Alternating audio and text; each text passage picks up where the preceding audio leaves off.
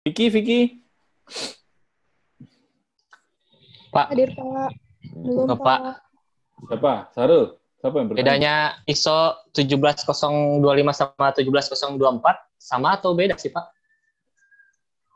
Oh, oke. Kalau Anda punya NIM yang berbeda, kayaknya sama nggak orangnya? Beda, Pak. Ya wes, itu jawabannya. Sesimpel itu.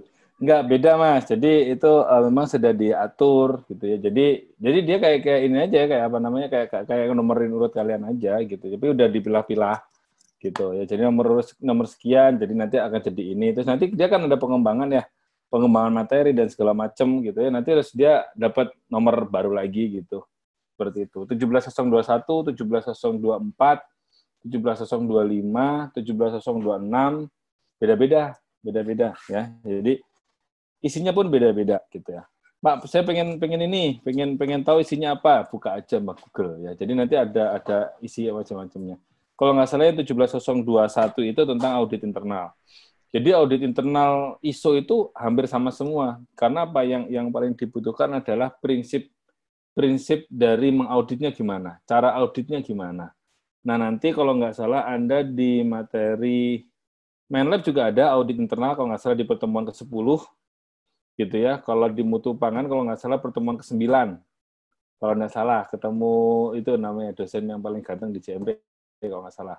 Gitu. Audit internal ya. Beda nanti bedanya cuman field application-nya aja. Jadi mana yang diaudit. Gitu. Tapi kalau audit internal untuk laboratorium ya itu biasanya ada dua ya, mau sisi teknis ataupun mau sisi manajerialnya.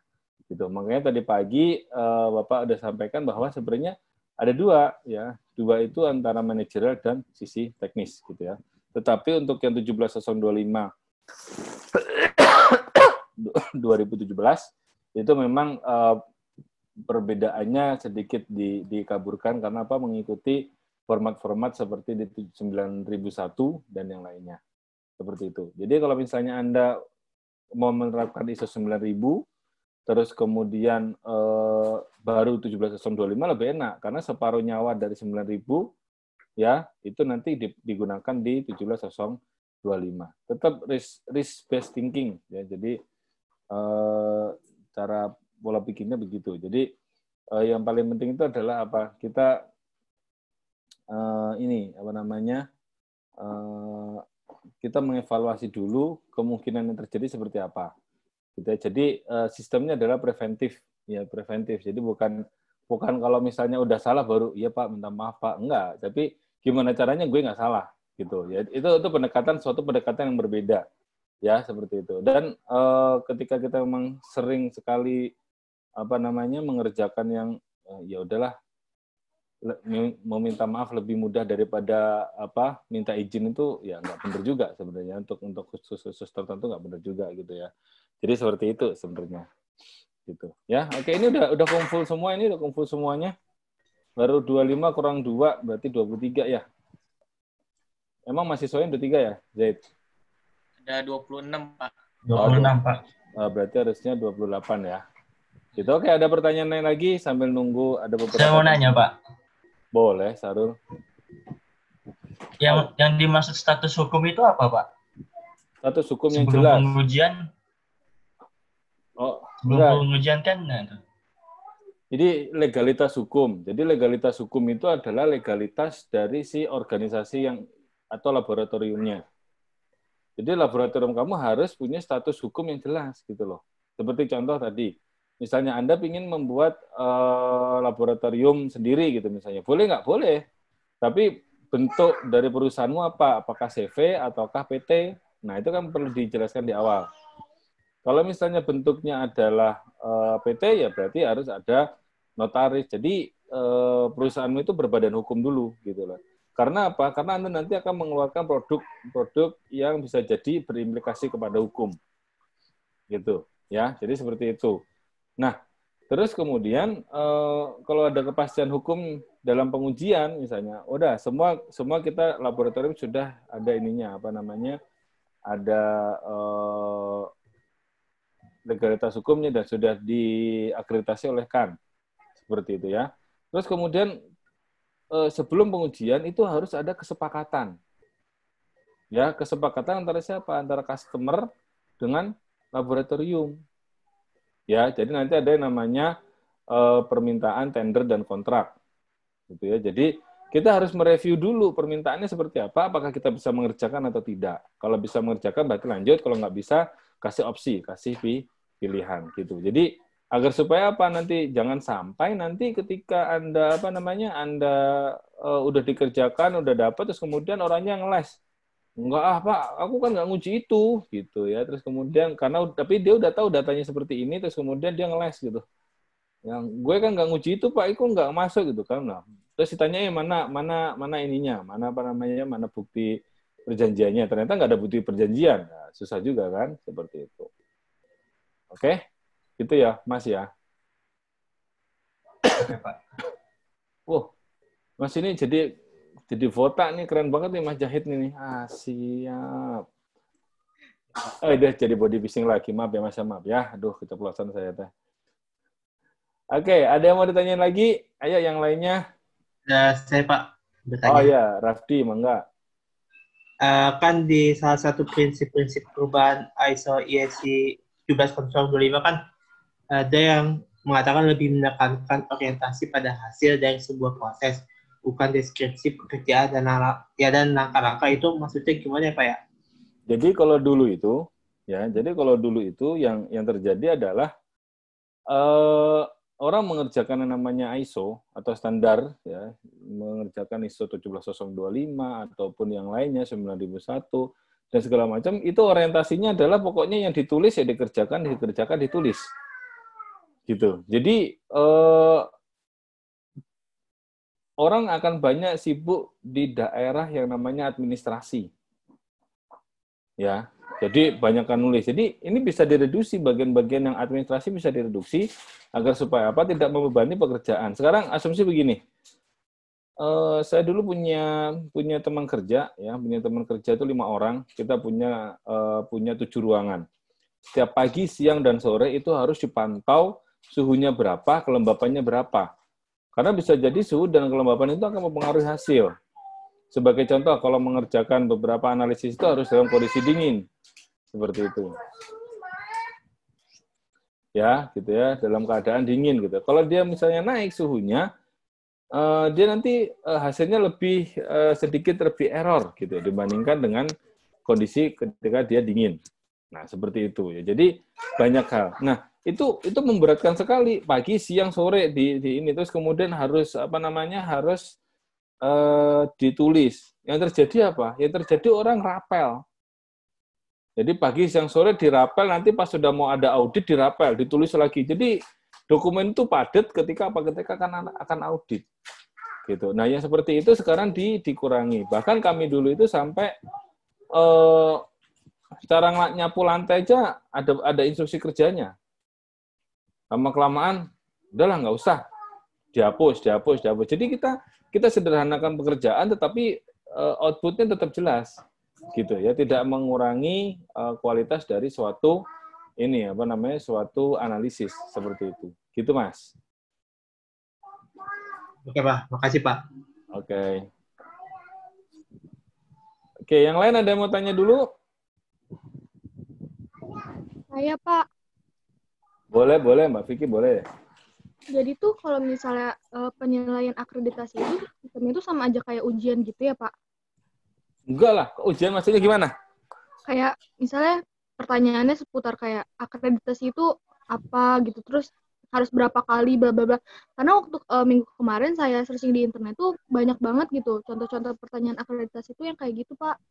Oh, jadi gini, menjadi seorang auditor ataupun asesor. Jadi ini ketika sudah ada namanya assessment ya, pertanyaannya ya, posisinya ya. Iya, Pak. Oke.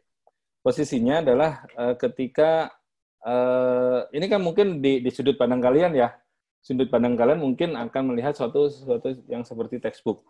Tetapi saya real mengalami yang namanya assessment itu nggak begitu tanyanya. Jadi dia hanya bertanya, ini adakah panduan mutunya? Hierarki dokumen tahu kan ya? Ada panduan mutu, prosedur mutu, instruksi kerja, dan yang terakhir adalah formulir ya. Oke kan ya, tahu kan ya? Oke. Kalau Tasya udah oke berarti oke. Nah, oke ya. Anggap aja satu aja yang ini ya, satu. Oke. Nah, di situ pertanyaannya terkadang simpel sekali ya. Bahkan ada mungkin dia cuma lihat-lihat saja terus kemudian timbul pertanyaan. Gitu ya. Karena apa? Ya mungkin dia 17.025-nya udah ngelotok, udah di luar kepala gitu ya. Sambil tidur bisa jawab dia klausul-klausul di 17.025 misalnya, ya seperti itu. Nah, di sana ya pada saat audit itu biasanya ada pembukaan audit ya atau pembukaan yang namanya assessment gitu ya. Pembukaan assessment terus kemudian dilakukan ya biasa basa-basi dulu ya pembukaan segala macam terus kemudian nanti biasanya si asesornya ini minimal 2 orang ya minimal 2 orang nggak pernah 1 orang biasanya 2 orang ya kecuali surveillance khusus atau ada sesuatu yang membahayakan gitu ya artinya data analisisnya nggak bagus segala macam gitu ya. Nah dari situ kemudian baru jalan-jalan mengelilingi laboratorium. Nah ketika jalan-jalan mengelilingi laboratorium orang yang sudah terbiasa mengaudit udah otomatis berbeda dong kacamatanya dibandingkan dengan orang yang belum pernah mengaudit. Udah pasti beda. Nah, seperti itu ya. Sehingga beliau-beliau itu cuma tinggal ngelihat aja, oke. Nah, nanti langsung dibagi menjadi 2. Biasanya minimal 2 hari ya, dibagi menjadi 2.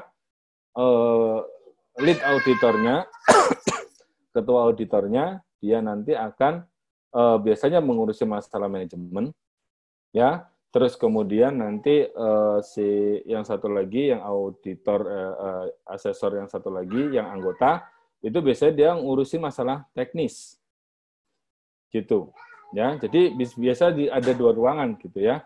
Nah, mereka akan bertanya gitu ya. Untuk yang masalah teknis biasanya yang ditanyakan pertama adalah udah berapa lama. Jadi ada omongan-omongan pembuka ya. Terus kemudian nanti dari situ berkembang pertanyaannya.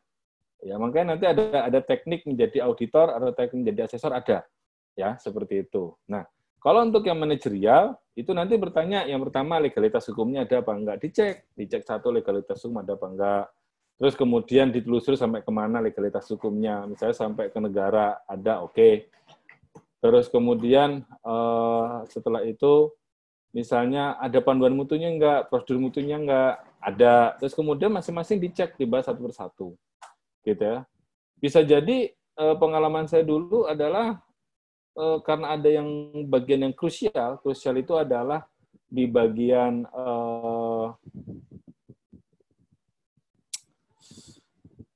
lupa saya.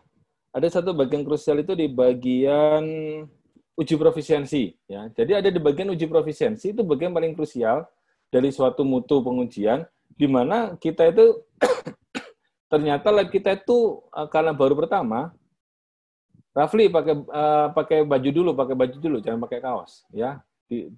Masuk rekaman di YouTube nanti. Oke ya. Nah, oke. Karena dia penting dan kita outlier, itu langsung ditanyakan, ya.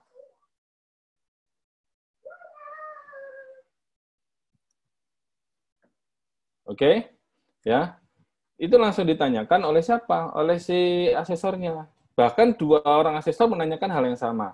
Ini kok bisa outlier seperti apa? Kenapa? Dan segala macam. Ya, makanya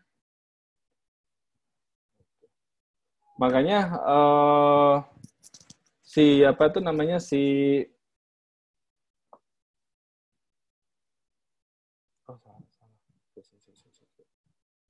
Oke ya. Jadi makanya si asesornya ini. Sebentar, saya kayaknya salah masuk akun ya. Jadi kayaknya akun ini yang saya masukkan ini kayaknya akun yang ini satu lagi.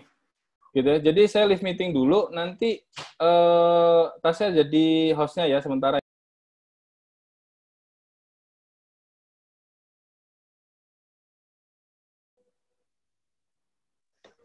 Gimana ceritanya itu? Recordnya nyala soalnya.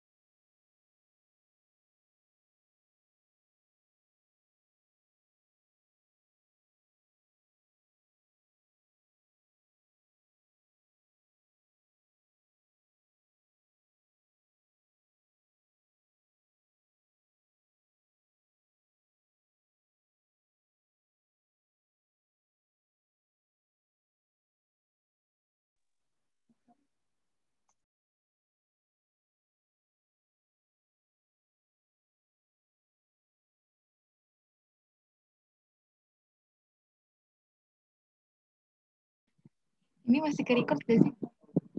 Iya, masih nyala. Vicky, Vicky jangan makan, Vicky. Nggak tahu makanya kemana.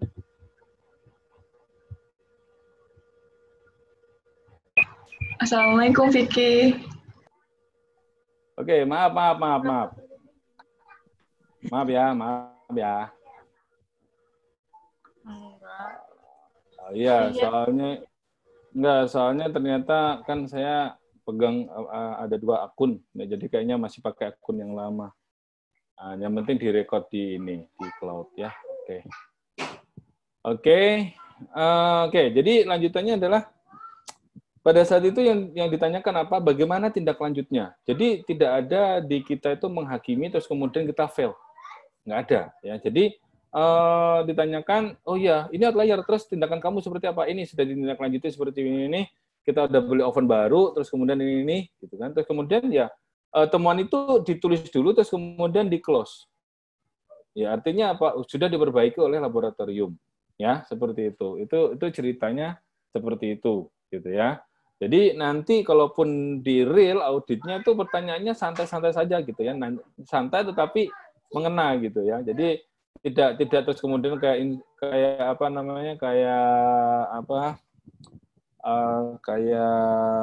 detektif gitu ya, terus kemudian marah-marah gitu kan, enggak, ya biasa aja seperti itu ya. Jadi pertanyaannya seputar masalah ini, misalnya uji profisiensi sudah dikerjakan belum, udah ikut, udah oke. Validasi sudah dikerjakan belum, sudah, mana buktinya, dicek. Makanya tadi kenapa kalau secara online, nah itu kan nggak bisa terlihat bukti-bukti nyatanya seperti apa. Kan bisa saja misalnya alatnya ada nggak sih timbangan, ternyata di situ nggak ada timbangan. Kalau online kan bisa aja kan, dikasih foto aja, foto timbangan kan misalnya, kan nggak lucu juga gitu ya, seperti itu.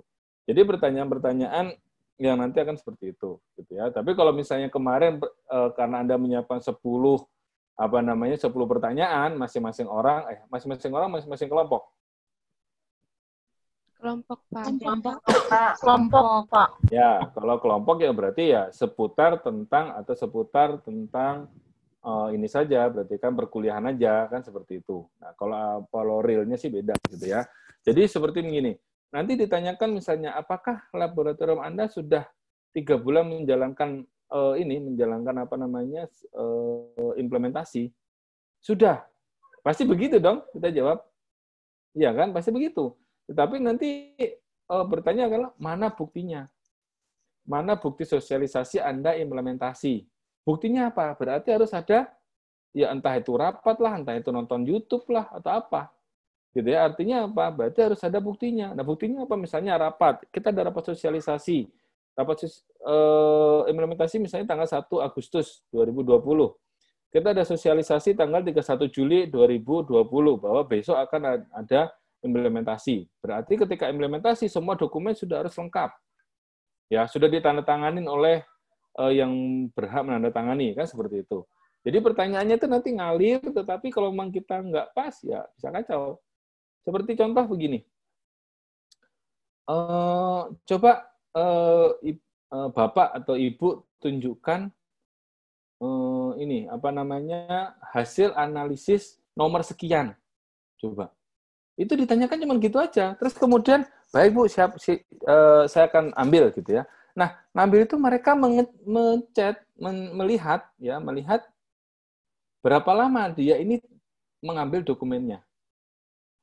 Nah, di situ asumsinya gimana? Semakin Anda lama menyiapkan dokumennya, berarti sistem dokumentasi Anda adalah acak-acakan. Iya nggak sih? Nah, gitu. Itu realnya di lapangan seperti itu. Bahkan kami itu, yang karena itu baru pengalaman pertama ya, jadi kita itu sampai 5 menit kalau nggak salah gitu ya, sampai diajak ngomong yang lain gitu ya, dari situ ya. Padahal ya ada sebenarnya, karena kan dokumen itu tadi yang base-nya ditatat semuanya itu kan, jadi nanti satu analisis bisa tebal sekali gitu kan ya. Nah itu ngambilnya juga harus cepat juga gitu. Oh nomor sekian ada di lemari ini, nomor sekian sampai sekian rak ini, nomor sekian rak ini gitu kan. Nah seperti itu. Jadi memang tidak ditanyakan ini dokumennya gimana, seperti apa, enggak. Tapi sudah langsung aplikasinya. Karena kenapa? Yang ditanyakan di ujungnya. Karena di ujung itu bisa di-trace ke depan gitu ya. Seperti itu. Gitu Mbak Vicky ya. Baik, Pak. Terima kasih. Oke, yang lain ada yang bertanya? Saya Pak izin bertanya. Oh, boleh, ayo. Tapi ini Pak, agak menyimpang gitu dari ini ya. Gak apa-apa Pak? Ya kan ngomongin laboratorium toh, bukan ngomongin Ya. makanan toh. Ya, oke. Jadi kan kalau misalkan di industri itu biasanya kan dia punya standarnya sendiri ya Pak. Ya. Kayak penerapannya gitu. Nah waktu itu saya tuh pernah PKL di PT, nah dia tuh produksi asam formiat Pak. Oke. Nah asam formiatnya itu kan di kemasan dia tuh pokoknya harus 98%. Ya. Nah waktu itu kita itu saya dan teman-teman itu bagian analisnya Pak. Jadi analisis datanya gitu. Nah waktu itu kan pas literasi itu hasilnya enggak 98% gitu loh Pak. Kayak cuma 96, berapa kayak gitu. Nah pas lapor ke pembimbing katanya kalau kayak gitu justru kita analis yang dituntut untuk hasilnya sama gitu Pak. Kalau enggak malah kita yang disalahin, namanya human error. Itu berarti dia menyimpang gitu ya Pak dari standar. Nah kalau seperti itu gimana Pak? Ya, oke, gini. 98% itu ditentukan menggunakan teknik titrasi memang. Atau gimana? Iya, Pak. Jadi si analisnya itu cuma ngecek gitu loh, kan ada sampling gitu kan ya Pak. Nah nanti itu sampelnya tuh dititrasi gitu, udah berapa persen gitu. Nah kita tuh kebanyakan atau memang saya dan teman-teman yang kurang akurat gitu. Kadang cuma dapat 96, 97. Tapi kadang pembimbing juga sama gitu Pak, segitu. Pas kita komplain ke bagian atasan malah dibilang itu ini mah kesalahan analis gitu, human error dibilangnya. Ya, kamu lebih tahu mengalami yang namanya real life like that gitu.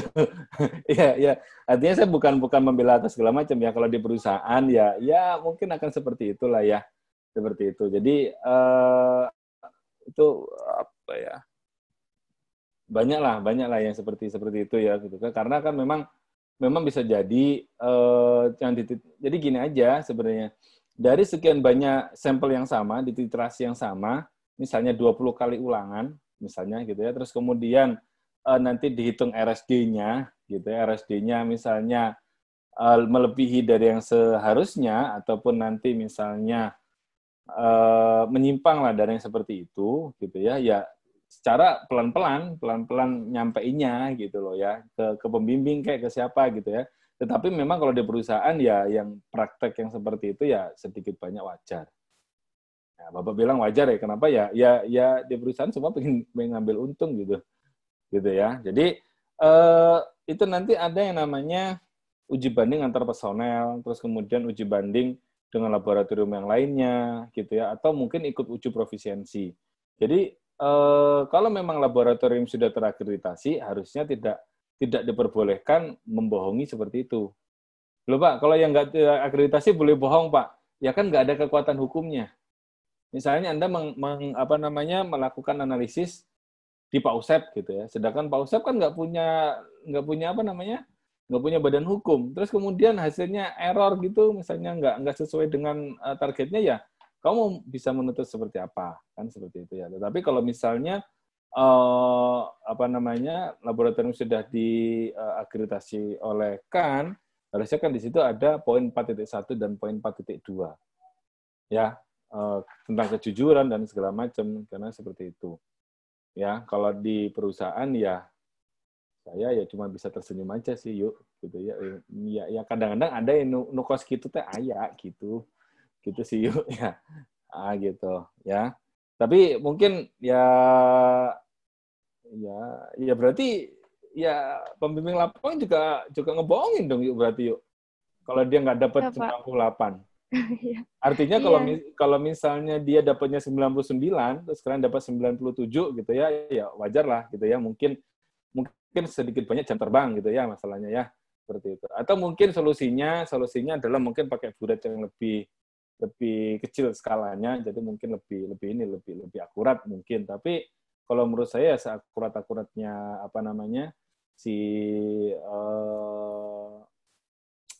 titrasi ya pasti lebih akurat pakai HPLC gitu kan ya. Seperti itu. Nah, kalau kayak gitu gimana menyelesaikannya? Udah selesaikan secara adat aja lah. Gitu. Paling pembimbingmu juga nggak bisa menyelesaikan kan, seperti itu ya. Jadi bikin CWA-nya 90 apa Pak, ngebohong Pak, ya udah biar ditanggung masing-masing aja. Kalau kayak gitu mau gimana lagi kan? Gitu aja. Ya, kalau sudah di lab akreditasi nggak bisa gitu ya. Jadi di 4.1 itu ada 4.1 dan 4.2 itu ada jujur, terus kemudian nanti berintegritas dan segala macam ya, seperti itulah. Ya kalau di perusahaan ya nggak tahu lah, saya masing-masing punya ini, punya preferensi atau masing-masing punya gaya dan style. Ya kalau misalnya kayak gitu nggak kuat ya udah segera keluar aja. Aku nggak kuat Mbak ngebohongin ini customer gua dikasih 96% padahal ngakunya 98. Aku nggak kuat Mbak, ya udah keluar aja gitu kan gampang ya. Cari yang lebih baik lagi misalnya kan gitu. Ngono ya Mbak ya, gitu ya Mbak ya. Iya Pak, terima kasih. Oke, ada yang mau ditanyakan kembali? Ya. Prakteknya boleh Pak? Ya, saya nggak bilang, ya pasti saya bilangnya nggak boleh sih prakteknya seperti itu kan. Ya, tapi ya mungkin ada yang seperti itu. Nah, oh ya ini mungkin ya ini kan Anda udah semester 3 gitu ya kan, kemungkinan akan walk out dari JMB kan mungkin sedikit lebih kecil kemungkinannya gitu ya. Kecuali kalau misalnya Anda diterima di Oxford University itu berangkatlah ke Inggris gitu ya. Gitu ya. Dan saya ingatkan proses yang seperti ini mungkin nanti akan Anda alami ketika Anda PKL. Gitu ya. Terus kemudian ini datanya kok kurang ya Pak ya. Mbak udah nggak usah dimasukin deh di TA-mu gitu misalnya ya. Karena nanti membuat jelek perusahaan misalnya. Ikutin aja ya. Selama kita masih mengikut orang, ikutin aja. Ya udah Pak, nggak saya masukin gitu ya. Ya seperti itu ya. Karena khawatir gini, terkadang ada yang memang kita posisi benar gitu ya, tetapi perusahaan mungkin ya ada defense-nya dan segala macam, terus kemudian di dosen pun juga akan membela perusahaan. Kenapa? Karena karena kan hubungan perusahaan dengan dosen atau dengan institusi kan panjang, sedangkan kalian hubungannya mungkin satu sekali aja atau 2 kali saja kan, seperti itu ya. Jadi memang nanti juga harus win-win solution lah gitu ya. Selama kita masih ikut orang ya kita akan seperti itu gitu ya. Oke. Ada yang mau ditanyakan lagi?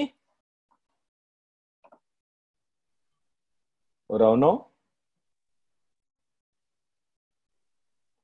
Enggak ada. Izin bertanya, Pak. Oh, siapa? Grace, Pak. Oh, Grace. Silakan Grace. Iya, Pak. Misalkan di pihak laboratoriumnya itu udah yakin nih dia bakal lulus terakreditasi.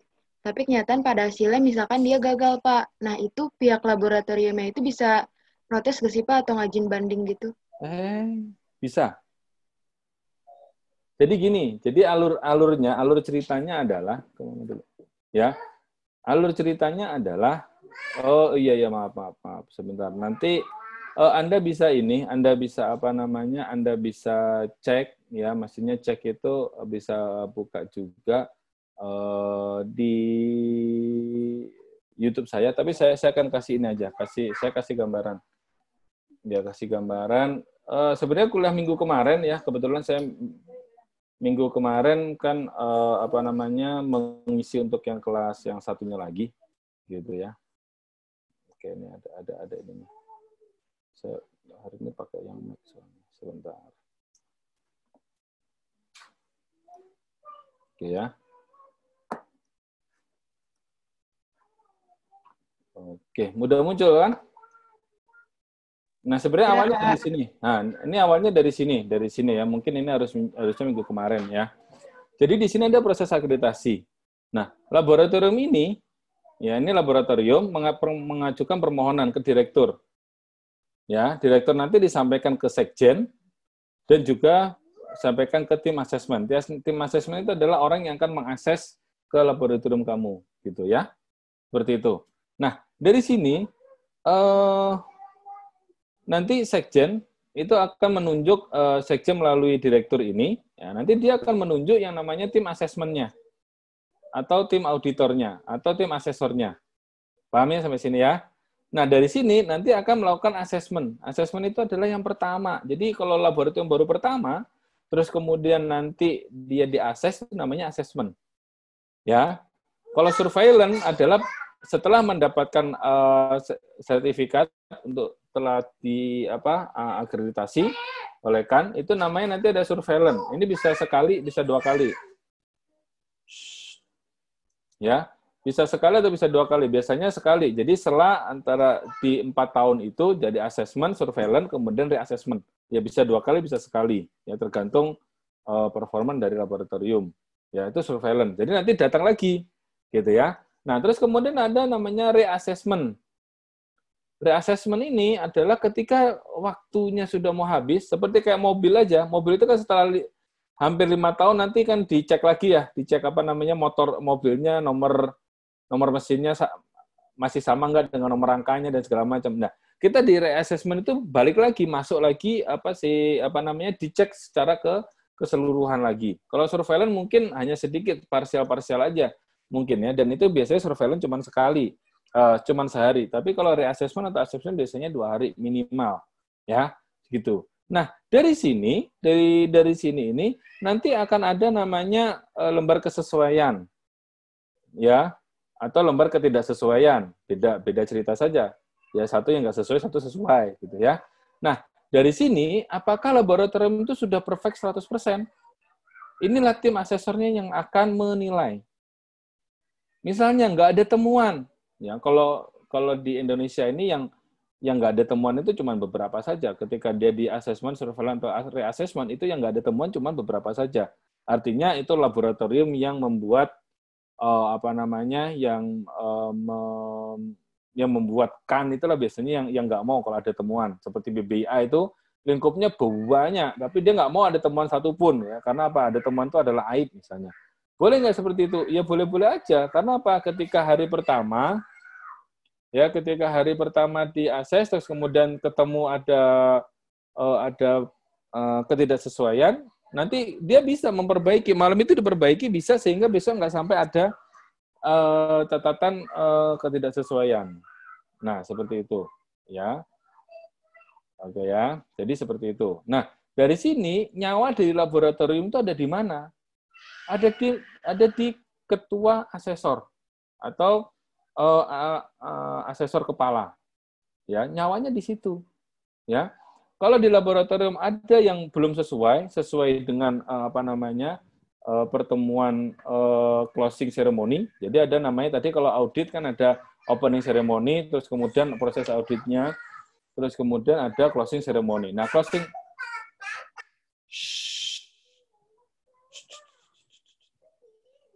Maaf ya. Nah, di closing ceremony itu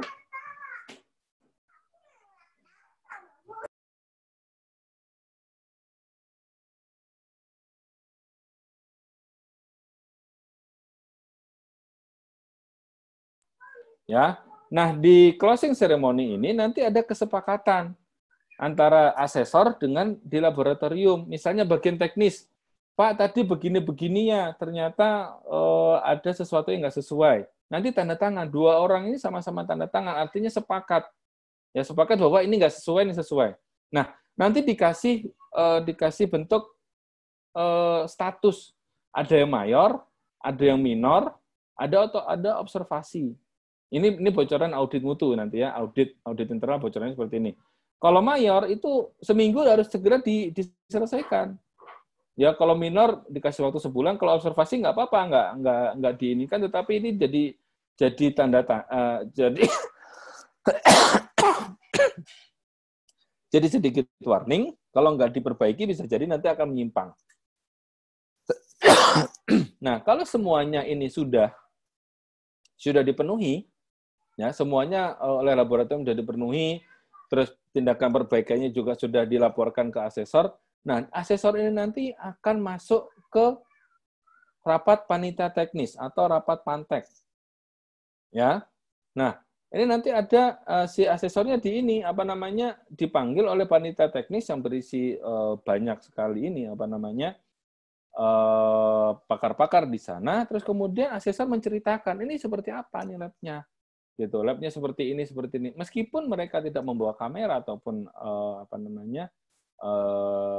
handphone untuk biasanya kalau yang pertama pasti diperbolehkan kasih foto-foto seperti itu, tapi ada juga yang tidak diperbolehkan foto-foto di laboratorium, dan itu pun asesor nanti menjelaskan seperti apa cerita di sana. Nah, nanti di bagian panitia teknis inilah yang menentukan apakah nanti dia lolos atau tidak. Jadi keputusan laboratorium dia itu nanti dapat sertifikat atau enggak itu dari panitia teknis, bukan saat asesmen, gitu, ya. Yakin atau enggaknya dari mana? Kalau misalnya asesornya sudah berbicara bahwa dan semua sudah artinya labnya kooperatif, kalau ditanyain ini segera ngebales, segala macam seperti itu, biasanya akan lolos di panitia teknis. Artinya kalau panitia teknis sudah lolos, oke, ada pertimbangan ke sekjen, dan sekjen nanti akan memberikan sertifikat. Gitu. Nah, sedikit sekali kalau yang di asesmen terus kemudian gagal. Biasanya di asesmen gagal itu karena laboratoriumnya tidak memberikan apa yang diminta oleh si asesor. Seperti itu. Ya, seperti itu. Nah, sebelum nanti tim asesmen turun, ya, ketika laboratorium mengajukan akreditasi, di direktur ini juga ada yang namanya audit desk atau desk audit atau audit meja. Ya, jadi di situ nanti dicek dulu, ya. Untuk persyaratan apa saja yang harus dimasukkan ke dalam KAN, ya, persyaratan apa yang masih dimasukkan ke dalam KAN, itu silakan Anda masukkan, ya, ini ada di KAN, ya, ini jenis akreditasinya, pilih salah satu, ini semuanya, ini mengatasi masalah apa, itu tadi, masalah COVID. Kalau dulu kita ngisi satu-satu nih, jadi tahun 2000, berapa ya, lupa saya teh, 2013 kalau nggak salah, atau 2012 ya, lab saya itu dulu, lab yang lama, itu telah mendapatkan akreditasi. Ya, gitu ya. Jadi di sini penting sekali, ya, semuanya ada di sini. Gitu ya, Mbak ya. Jadi nanti kemungkinan dia akan banding, kok gue gagal sih? Biasanya apapun hasilnya, nanti akan ada tembusan ke laboratorium. Ya. Biasanya kalau sudah asesornya udah oke, di terakhir kita perbaikannya sudah dikerjakan, segala macam. Terus biasanya gini, kalau asesor kalau perbaikannya belum selesai, dia nggak akan closing.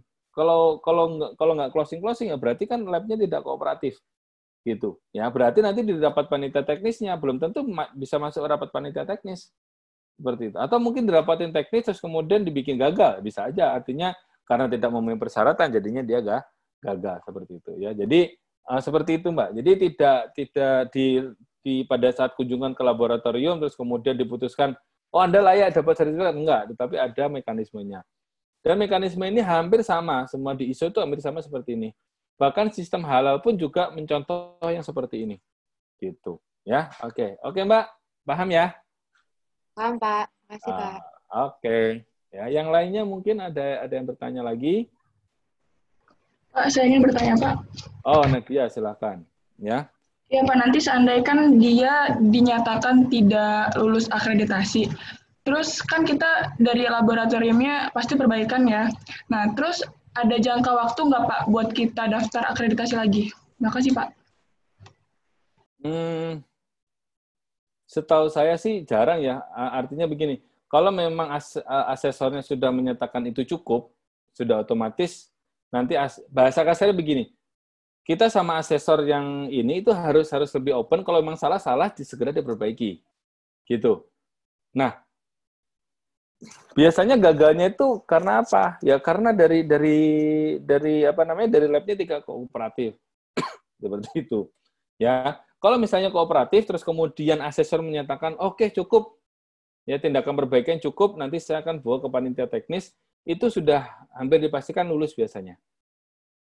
Gitu. Ya, kecuali ada pertimbangan lain. Kalau di halal itu pertimbangan lainnya adalah bisa jadi diragukan kehalalan dari apa namanya, dari produknya, bisa jadi gitu. Tapi kalau di sini biasanya enggak. Ya, jadi kalau memang sudah masuk ke panitia teknis, kemungkinan berhasilnya lebih tinggi. Gitu ya. Karena kan sudah ada 2 kali, satu audit desk. Ya, audit desk itu kalau udah lulus berarti nanti baru asesmen. Jadi baru audit lapangan. Seperti itu. Ya, kalau audit desk-nya nggak lulus, nggak mungkin ada ke lapangan. Itu diberesin dulu semuanya. Ya, sebelum audit lapangan itu semua diberesin dulu. Seperti itu. Ya, kalau jangka waktunya saya belum cek lagi. Ya, boleh kapan lagi mengajukan lagi. Kalau standar yang lain-lain biasanya 6 bulan. Biasanya. Karena apa? Kan ini kan bukan ini ya, bukan lembaga swasta ya, lembaga negara. Jadi kalau lembaga negara ya seenaknya sendiri aja dia kan. Gitu ya. Bahasanya begini, kalau yang swasta berarti kan dia masih membutuhkan orang untuk masuk ke lembaganya dia. Ya misalnya kayak lembaga sertifikasi ISO 9001. Misalnya oleh Sukovindo. Sukovindo nyari orang dong atau nyari perusahaan agar supaya dia sertifikasi 9000-nya di Sukovindo. Otomatis masih ada keterkaitan ya gitu ya. Tapi kalau kan ini bebas terserah dia aja. Kalau nggak sesuai aja gitu. Karena negara kan udah dibayar kan seperti itu. Dia juga sudah dibayar dan segala macamnya gitu. Ya. Kalau biasanya sih paling 6 bulan, tapi setahu saya sih kalau memang di awal, kalau misalnya begini, Anda mengajukan lingkup akreditasinya sama dengan yang lainnya gitu ya. Sama persis misalnya hanya Proxima saja gitu ya. Tidak ada kekhasan dari suatu lab, biasanya di awal sudah ditolak. Ya, kenapa jadi 1.400-an laboratorium yang yang sudah diakreditasi itu hampir mempunyai sesuatu yang khusus. Misalnya kalau di Timika itu siapa? Di gambar kan ada ya. Di gambar itu ada satu lab terakreditasi di bagian perutnya si Cendrawasih itu di situ. Itu dia terakreditasi apa? Ya karena dia lokasinya di Timika. Ya, itu ada di Grasberg. Grasberg itu ya di mana tuh namanya itu? Yang pertambangan yang di Amerika di Papua yang paling besar itu. Gitu ya, di situ. Ya. Karena apa? Ya memang dia lokasinya di situ sehingga dia diakreditasi di sana. Jadi punya kekhususan. Kalau kita dulu kekhususannya adalah tidak ada analisis di tempat lain. Ya, jadi analisis kurkuminoid itu nggak ada di tempat lain, gitu ya. Jadi hanya di kita saja, gitu ya. Sehingga, oh ya ini unik, labnya unik meskipun di Bogor itu ada ratusan, ya ada ratusan lab, ya mungkin nggak ratusan banget kali ya, puluhan yang udah diakreditasi. Untuk di Jawa Barat aja ratusan, gitu. Artinya apa? Memang banyak sekali lab di Bogor, gitu ya. Tetapi masing-masing punya kekhususan atau mungkin masing-masing punya pelanggan setia tertentu ya seperti itu ya. Oke. Ya, ada yang mau ditanyakan lagi gitu ya Mbak Nadia ya? Oke, ada yang lain tanyakan lagi? Pak, oh ya oke. Yang jelas kita jam 3 udah selesai ya karena mau dipakai Zoom-nya ya gitu. Oke, nggak apa-apa, nanti kalau kurang jelas tinggal lihat aja ya video ininya ya, di YouTube aja. Oke, kelas yang tadi pagi juga ada. Oke, apa? Siapa tadi mau tanya? Pak, saya mau nanya, Pak. Oh, Josephine. Silakan Josephine. Ya. Ini kan di tim akreditasi laboratorium itu kan ada manajer puncak. Nah, di atasnya manajer mutu. Nah, perbedaannya si manajer puncak sama si manajer mutu ini tuh apa sih, Pak? Maksudnya perbedaan yang ininya benar mencoloknya gitu, biar kita tahu. Oke. Ya, jadi ada manajer puncak, di bawahnya manajer puncak ada manajer mutu dan ada manajer teknis. Itu yang paling minimal.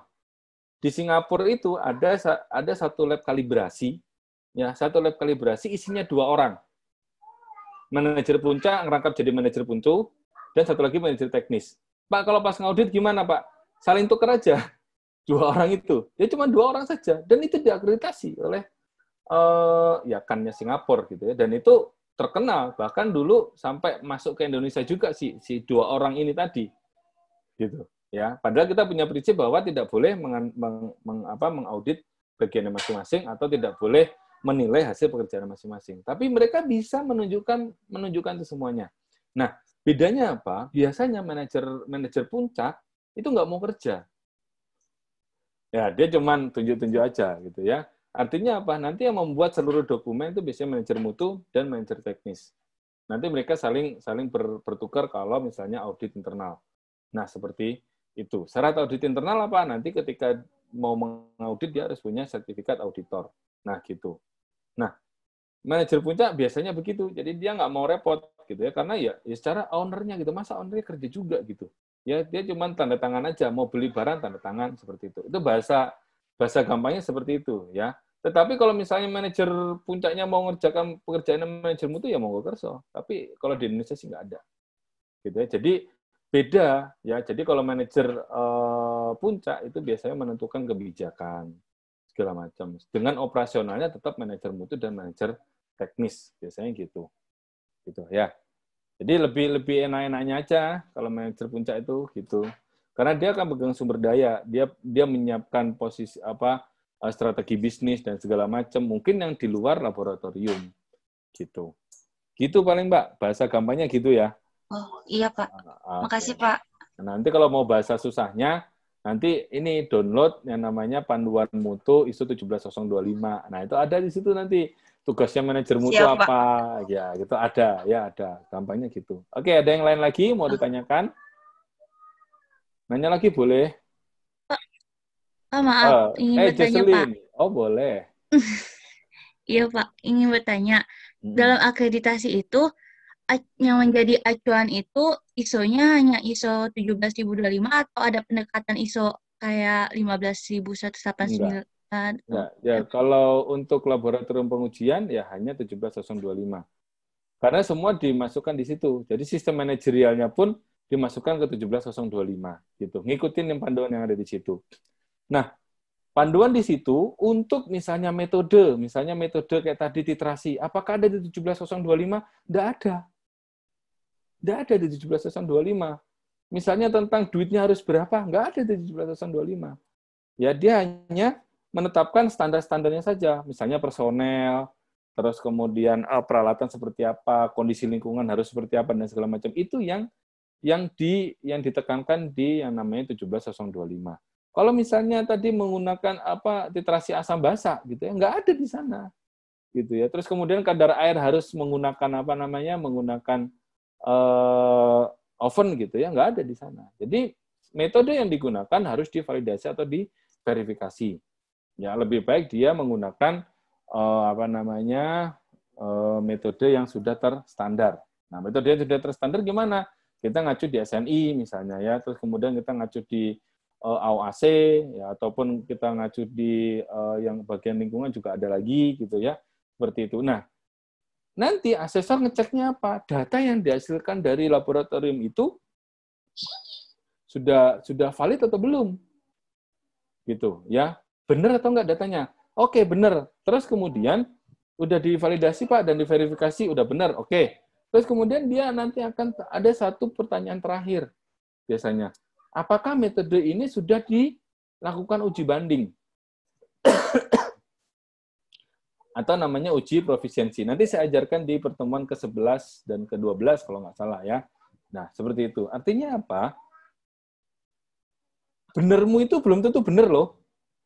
Lab kamu udah paling jago seluruh dunia, tapi belum tentu juga ternyata ada 50 lab yang sejenis dan menghasilkan hasil yang berbeda. Ya, misalnya ada 50 laboratorium uji profisiensi. Ya. Ternyata data kamu itu pencilan atau outlier, datanya jauh dari teman-teman yang lainnya. Yang disalahkan laboratoriummu apa yang 49 yang lain? Pertanyaan saya. Berarti yang disalahkan adalah Laboratorium. Iya, laboratorium kita kan, karena kita tidak sama dengan uji dengan orang lain. Iya. Nah, gitu kan. Jadi misalnya di sini siapa nih yang mau jadi tumbal nih? Rafli misalnya. Ya udah salah-salahin aja kan, karena Rafli 1 dibandingkan 28, udah pasti menang yang 28 meskipun Rafli yang benar kan begitu. Ya, gitu. Di uji profisiensi itu begitu. Artinya apa? Jadi nanti dia dibandingkan dengan yang lain sama enggak? Kalau hasilnya sama, berarti dia masuk dalam kelompok tersebut. Gitu. Di uji profisiensi. Ya. Dan uji profisiensi itu ada tahapannya. Satu, uji profisiensi memang dia hanya bayar, terus kemudian dia nganalisis, gitu ya. Ada uji banding, dia ngasih ke lab yang lainnya, karena tidak ada uji profisiensinya. Itu tingkatan yang kedua. Atau uji banding antar laboratorium cuma 2, biasanya, atau uji antar personel beda laboratorium, atau uji antar personel satu laboratorium. Nah, itu tingkatan-tingkatannya. Ya sama kayak keimanan aja gitu ya. Ada yang imannya bagus, ada iman yang kurang gitu ya. Tapi yang paling penting adalah di situ untuk yang uji profisiensi. Karena apa? Kita daftar, kita bayar, mereka tempat proficiency test apa tadi ya, provider tadi kalau nggak salah ya, di gambarnya yang tadi pagi itu. Nah, itu nanti kita bayar, terus kemudian kita dikasih sampel, kita nguji, terus kemudian hasilnya dikasih ke mereka lagi, mereka yang akan ngitungin datanya. Apakah kita nanti masuk ke outlier, ataukah kita masuk dalam range data tersebut. Nah, dari situ kalau masuk range data tersebut, berarti Anda sama dengan yang lainnya. Sehingga kalau misalnya Tasya menguji di lab saya, dengan menguji di labnya misalnya Josephine atau Jocelyn, gitu ya, hasilnya pasti akan sama. Nah, seperti itu. Ya, itu intinya seperti itu. Oke, Mbak? Iya, Pak. Makasih, Oke. Pak. Iya. Ada yang lain? Pak, mau nanya. Tasya dulu boleh. Sabar ya, yang cowok ya. Gini Pak, misalkan nih, pada saat hari akreditasi nih, mereka tuh kan pasti survei ke lapangan, maksudnya langsung turun juga ke laboratorium kan? Ya. Nah, kan pasti nggak mungkin kan di laboratorium pasti berhentikan, pasti terus kerja. Bisa diberhentiin. Kan, Bisa diberhentiin kadang-kadang. Jadi misalnya begini, terus pertanyaan lanjutan. Nah, terus misalkan pada saat masih bekerja, terus kan itu misalkan laboratorium kalibrasi misalkan. Nah, tiba-tiba pada saat lagi pihak akreditasinya di situ tiba-tiba ada ketidaksesuaian kalibrasinya kayak gitu. Itu pengaruh nggak Pak sama penilaian penilaian akreditasi? Sedangkan dari rekaman sebelumnya itu ketidaksesuaiannya itu belum berkurang gitu. Cuman pas hari itu pas pemeriksaan ada ketidaksesuaian itu kayak gimana Pak? Pengaruh nggak sih? Ya, nanti itu gini. Jadi prosesnya begini ya. Biasanya yang proses untuk analisisnya biasanya berhenti dulu biasanya. Kecuali kalau banyak ya, atau kecuali kalau labnya pede banget gitu ya. Terus kemudian udahlah nggak apa-apa, nanti juga itu kayak kerja biasa aja. Karena kan semakin lama kita bekerja di suatu tempat gitu ya, semakin lama juga tempat itu sudah terakreditasi, itu juga akan menyebabkan kita sudah terbiasa gitu loh. Oh iya, kemarin kayak gini. Jadi nggak ada alergi gitu. Kalau yang pertama itu alergi banget gitu ya. Ini datanya kurang nih, tambahin data lagi ini segala macamnya seperti itu. Nah, pada saat hari H, apakah kita mendemonstrasikan juga tentang tentang personel kita? Ya misalnya, Pak, ini kan lulusan SMA, Pak. Ini sudah di training, sudah Pak. Trainingnya di mana? Misalnya di BBIA, gitu ya. Kan ini masalah teknis, misalnya trainingnya tentang kadar air, kadar abu, misalnya kan. Kan nggak ada orang-orang yang ini, gitu ya, yang menyelenggarakan lab itu kan nggak banyak lah yang seperti itu kan. Terus kemudian anaknya SMA, tapi kayaknya dia meragukan gitu, si asesornya meragukan gitu. Boleh nggak Pak kalau demonstrasi? Harusnya lab memperbolehkan, karena lab udah pede dong, gitu ya. Jadi ya boleh aja, gitu ya. Pas saat itu salah, ya berarti ya disangsikan dong. Wajar aja kan kalau disangsikan. Nanti tinggal tinggal pada saat closing ceremony itu dicek lagi, gitu ya. Ini gimana nih, mau dimasukkan dalam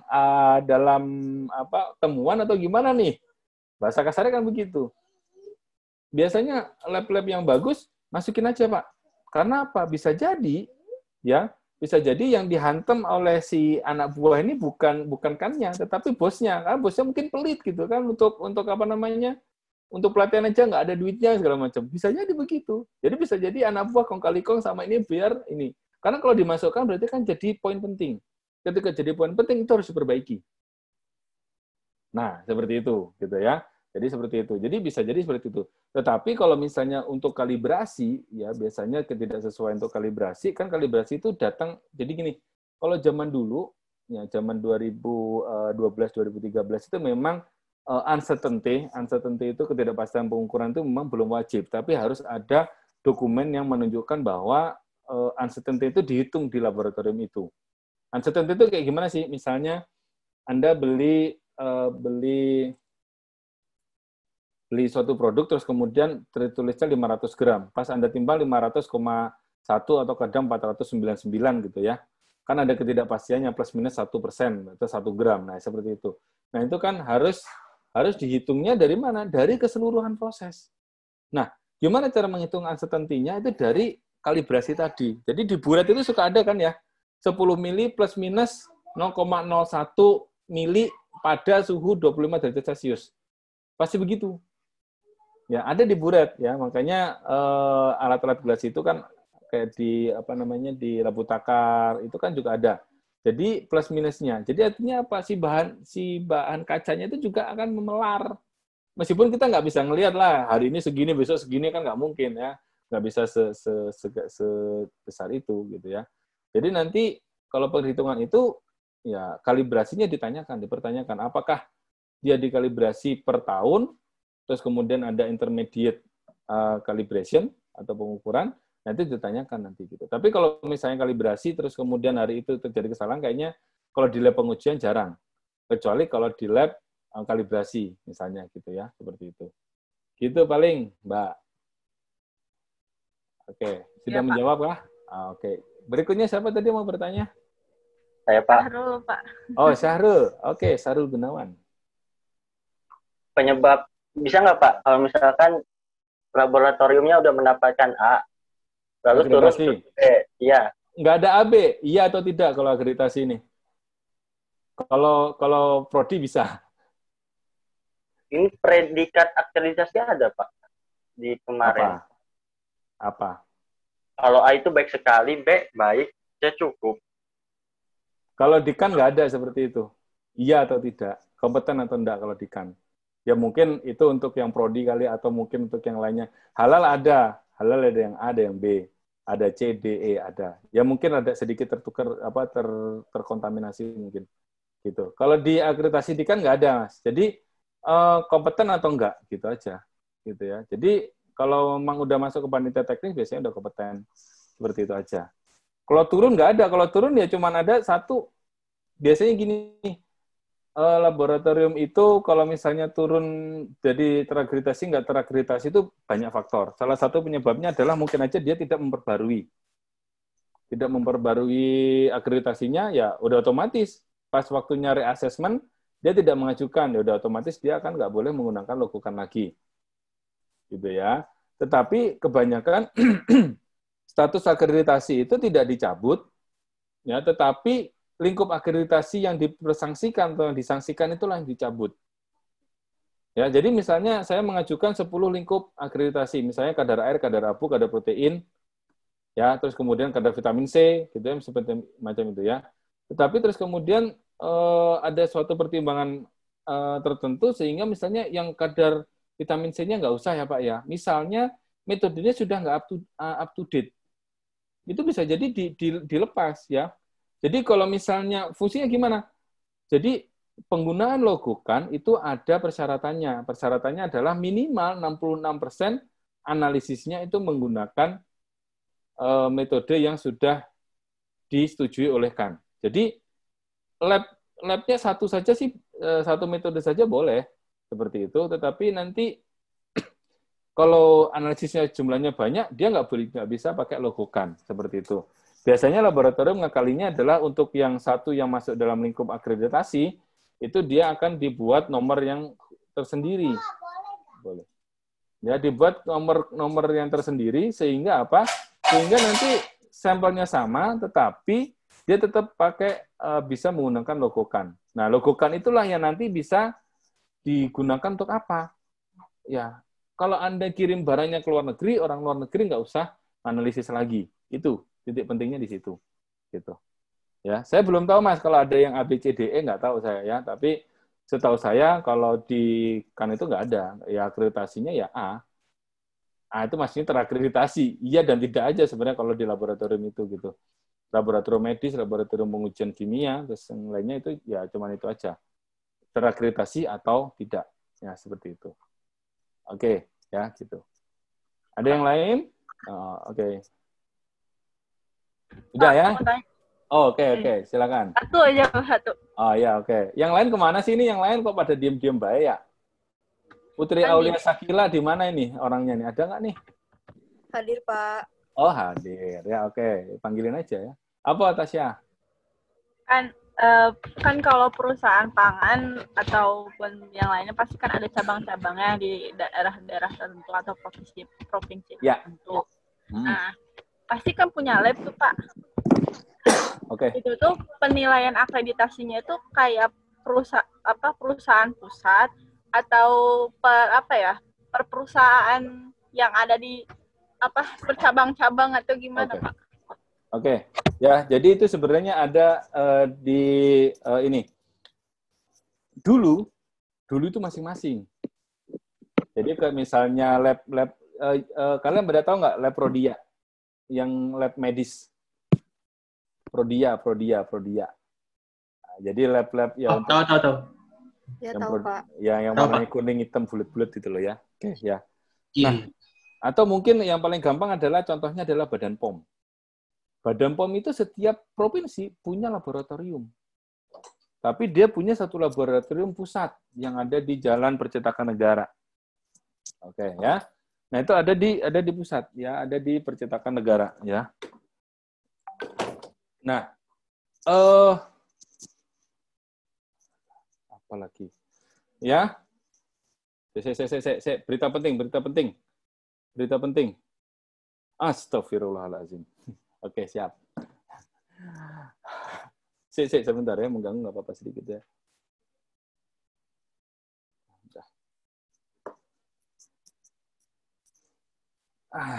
Ya dah lah. Oke ya. Jadi si Badan POM itu punya satu laboratorium pusat di Jakarta. Nah, laboratorium yang lainnya cabangnya ada di setiap provinsi. Bener dong? Karena kan Badan POM itu kan ngecek regulasi segala macam kan.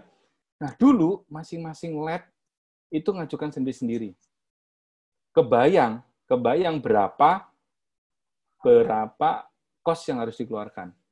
33 provinsi berarti 33 kali sekian kan gitu ya. Nah, sekarang itu ada kebijakan kalau misalnya ada yang pusat terus kemudian ada di daerah gitu ya, itu bisa jadi satu dokumennya satu di semua tempat. Gitu ya. Itu bisa sekarang ya. Itu bisa mengajukan yang seperti itu. Artinya apa? Dengan begitu kemungkinan ya nanti apakah akan di asesmen di setiap tempat, Pak? Bisa jadi iya, bisa jadi tidak. Tergantung itu reputasi dari yang mengajukan. Kalau Badan POM mungkin ya enggak gitu. Kenapa? Ya karena badan milik negara. Badan POM itu bagusnya begini. Alat yang ada di pusat, misalnya mereknya Toyota gitu ya. Ya, kita sebut merek tuh. Di semua daerahnya itu sama, Toyota.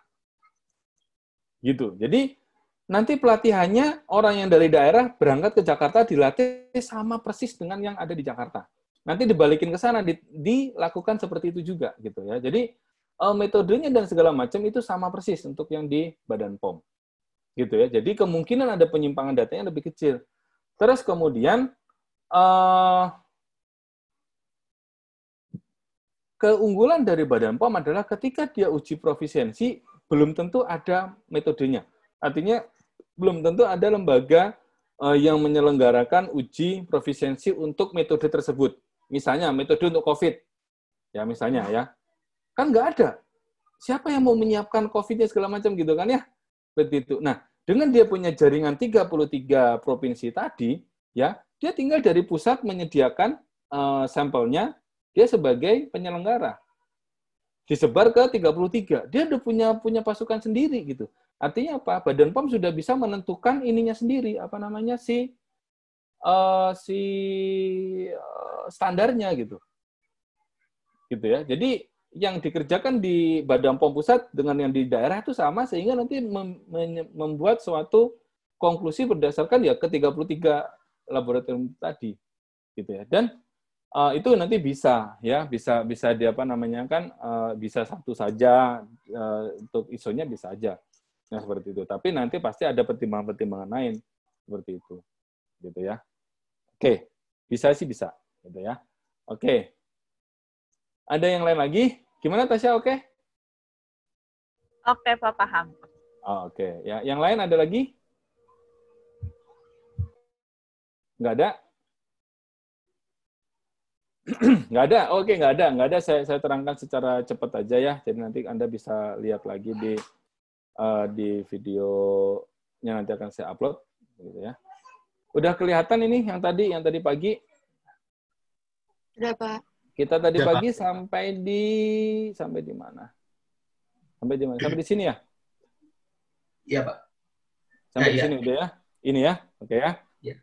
Oke, ini general requirement-nya ya, competent for testing and calibration laboratory ya. Ini saya nggak bisa. Ini udah lebih bagus tampilannya, oke? Oke ya.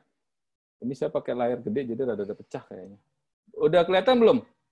ISO IEC 17025 udah kelihatan? Sudah, Pak. Udah, Pak. Nah, IEC itu apa? IEC itu adalah International Electrotechnical Commission, IEC 2017.